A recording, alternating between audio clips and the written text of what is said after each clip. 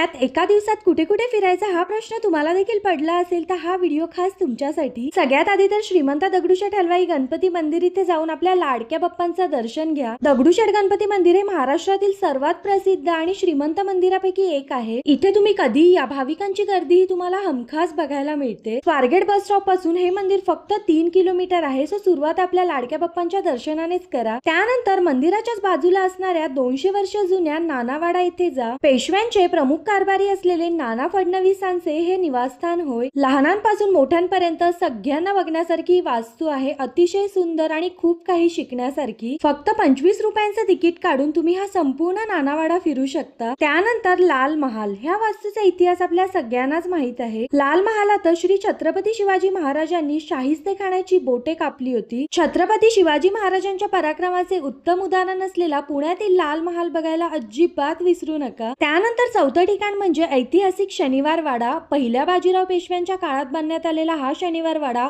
अजूनही तितकाच सुंदर आहे। आणि हे सगळं बघून जर वेळ राहिला असेल तर मस्त तुळशीबागेत जाऊन शॉपिंग करा। जर पुण्यात स्वस्तात मस्त काही घ्यायचं असेल तर सगळ्यात पहिले नाव समोर येतं ते म्हणजे तुळशीबागेचं। आणि हो, व्हिडिओ आवडला असेल तर एक लाईक करा आणि अशाच व्हिडिओसाठी मला फॉलो करा। Okay, bye.